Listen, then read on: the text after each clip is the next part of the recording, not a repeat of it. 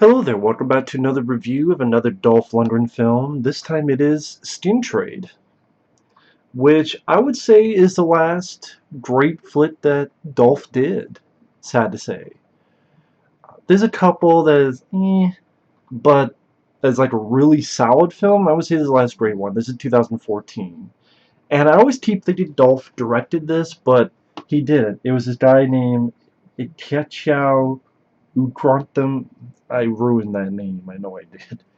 But the reason I always kept thinking Dolph directed this was a pet project. He came up with the story, he helped write it, he was a producer of it, he was wanting to get this made for a while. A film about human trafficking, but mixed in with an action film. And I think this is a pretty damn good flick. You got Tony Jaa, and it was cool to see these two guys together in the film. You have Michael Jai White, you got Peter Weller, you got Ron Perlman, so you have a damn good cast.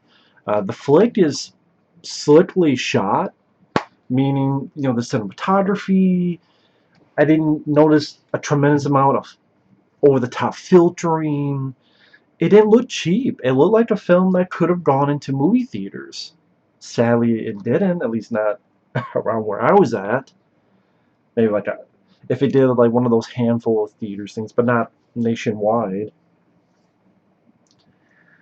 But it has some really good action scenes, has blood squibs, has some really good fight sequences.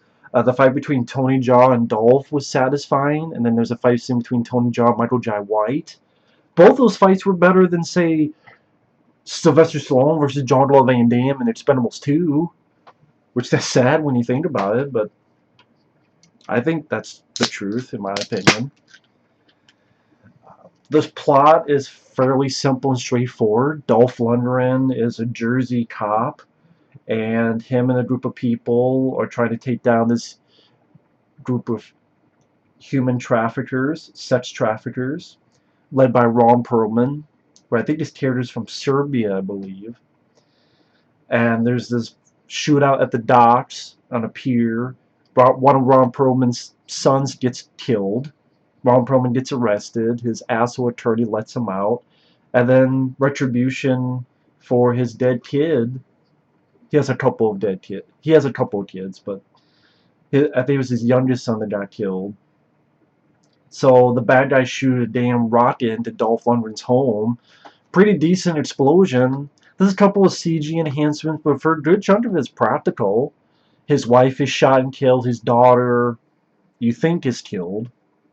But at the end, you find out that's not the case. And he wants revenge, and he goes to Bangkok. Tony Jaa's a cop there, along with his partner.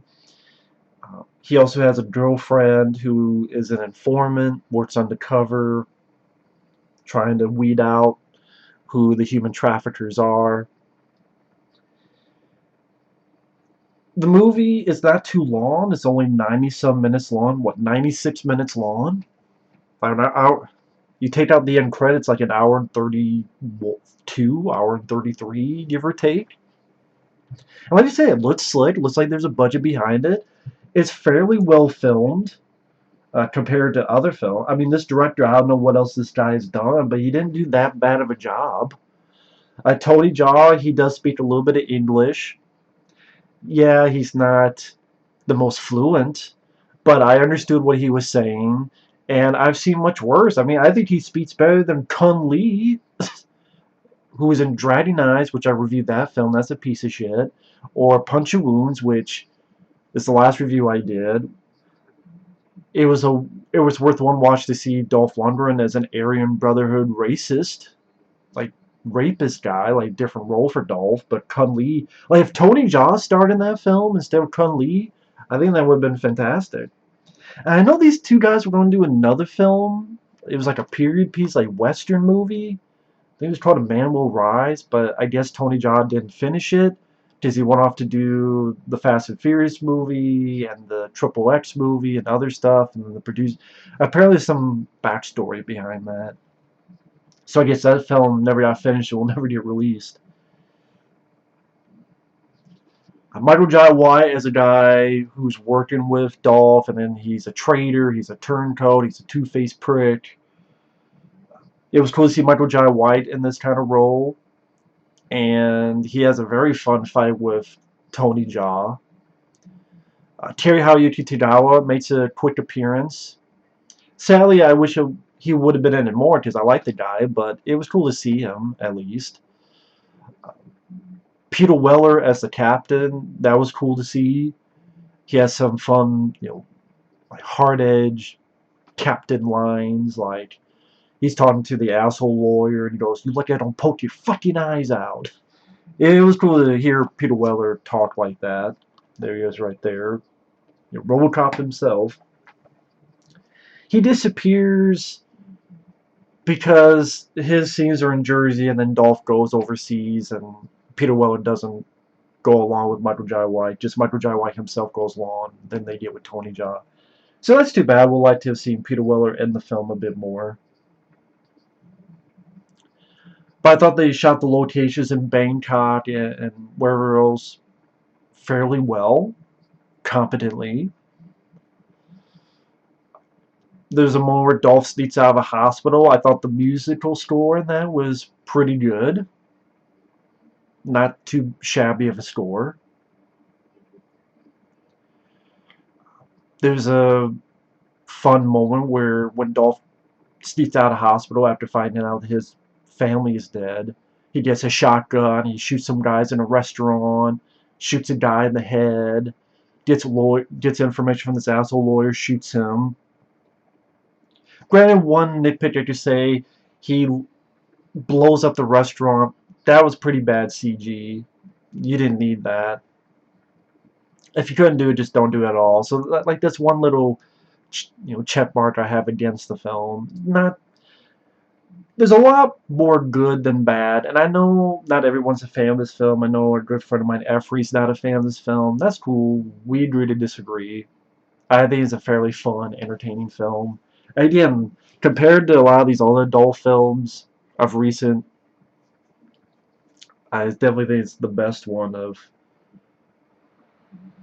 I would say the past, well, easily the past 5 years.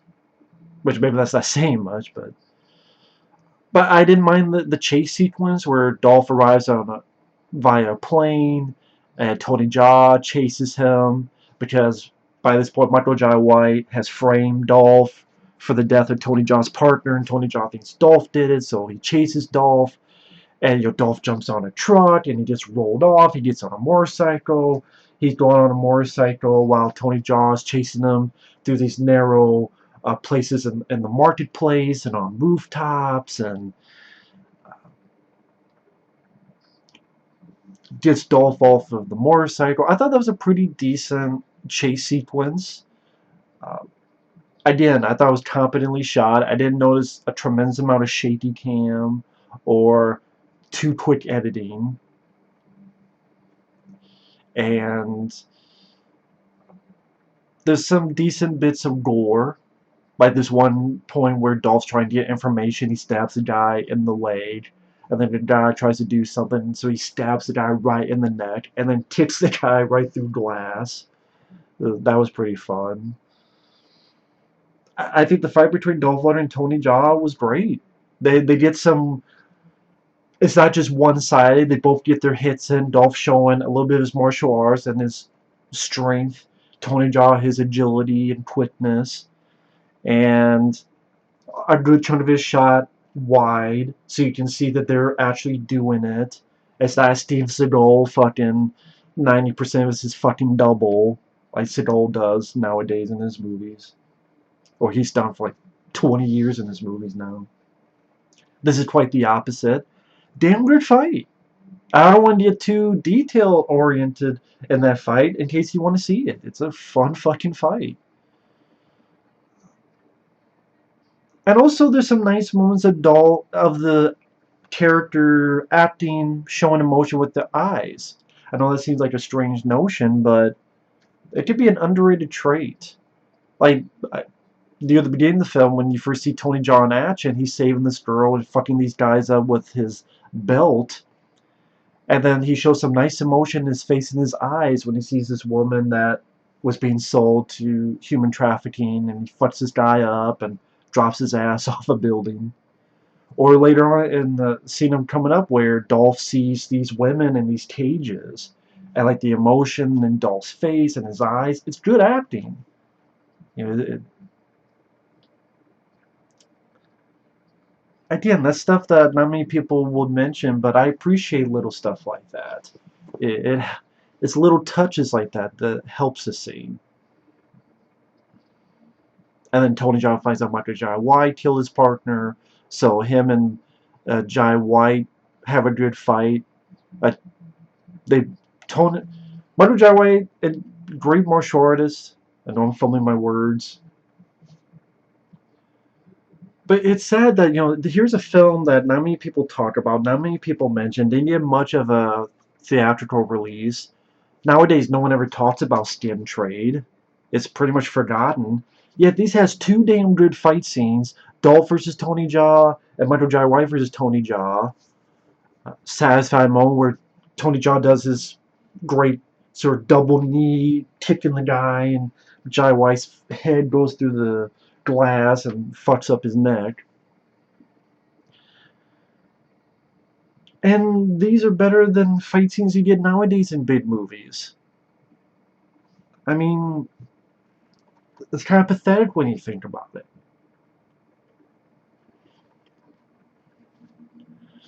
It's well choreographed. I understood what was going on. I wasn't confused. I wasn't getting the taste of nausea when watching the fight, those two fight scenes.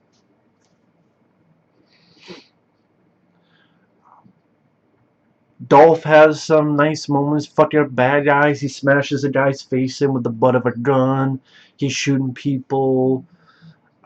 Again, I don't mention this a lot, some nice blood squibs, but the reason I keep harping on that is these are films that, again, lower budgeted, lesser known, and they could do practical blood squibs, but yet the big budget $100 million movies can't do it. Or they won't do it. Because it's either lazy, or if you do CGI blood, maybe the ratings board will go lesser on you and less mad and less angry than if it was practical, real blood.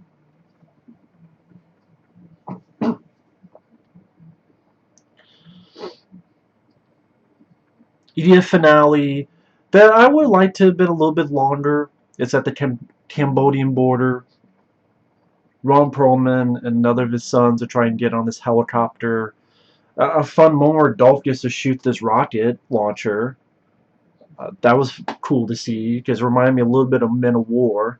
And yeah, Men of War is better than this movie, and there's other better Dolph films, but I think this is, I would say, an underrated one. Because again, when this came out, critics blasted it, critics hated it, doesn't get much of a rating by people online, and like I said, no one ever talks about it. It's a damn good one. But yeah, the finale, Tony Jaa gets to fuck up some guys, including one of Ron Perlman's sons. He does some of his trademark moves. I definitely think this is a better Tony Jaa film than The Protector 2, where he's fighting on a fucking train track with lightsaber sound effects. I ranted on The Protector 2. If you want to know why I hate it, before I watch my rant. But The Protector 2 has fucking more CGI, more wire work, more crappy CGI. And again, he's fighting a guy on a fucking subway track or train track, and his fucking lightsaber sound effects. Tew, tew.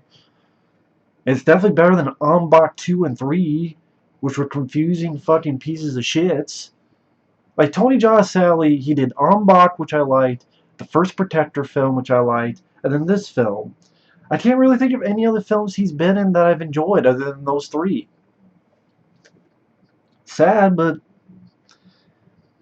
Triple X 3, I was going to say State of the Union. Returns to Enter Cage sucked. He didn't have much to do in that Fast and Furious film that he was in. He was wasted. I don't think it was his fault. Just being told what to do. But that's why I wish he could do more films like this. Do a film like this with Jean-Claude Van Damme or some other guys. That'd be great. But There's a helicopter crash. There's some practical, but there's also some not so good CGI enhancements, so that scene could have been improved. But Dolph shoots at the helicopter, gets to Ron Perlman. They have a little scuffle. It's not too much of a scuffle, but it meets Ron Perlman. Well, I can't say that. I mean, it's Hellboy, so he could put a bit more of a fight against Dolph. But then he tells Dolph, "Oh yeah, your daughter's still alive, and she's in, the trafficking. She's part of the system now." Dolph asks where he can find her, but stabs Ron Perlman. And then at the end, Dolph's on his way to search for his daughter. Which I don't know if they purposely were setting it up for a sequel. I would like to have seen a sequel. Stin Trade 2. I would be up for that. You have to call hell for Tony Jaa. Maybe get another guy in. And the three of them fight more human traffickers, human sex trafficking systems. I'd be down for that. Compared to... Fuck, that'd be a better sequel, I'm sure, than Escape Plan 2. Which that didn't deserve a fucking sequel. Now you get a Escape Plan 3. Oh, we have Escape Plan 2 and 3, but we can't get a sequel to this movie. This movie beats the fuck out of Escape Plan, let alone Escape Plan 2. And it actually has some features. Has a little making of, has an interview with Dolph, has an interview with the director, has some deleted scenes, has a commentary with Dolph Lundgren. So it's nice that it got some special features. And I guess this film didn't do well because there wasn't a sequel and there's been no talks of a sequel, and that sucks. I would agree with a couple of these reviews. Must see for action fans. Exhilarating martial arts action thriller. It's a pretty good one. And well worth a look if you're a fan of Dolph Lundgren or if you're a fan of Tony Jaa. And yeah, like I said, I would love to have seen a sequel to this. It'll never happen, but I think that'd be great. I think that'd be fun. But I guess I'm alone in that. That fucking sucks. But thanks for watching. Take care, and we'll see you guys later. Bye-bye.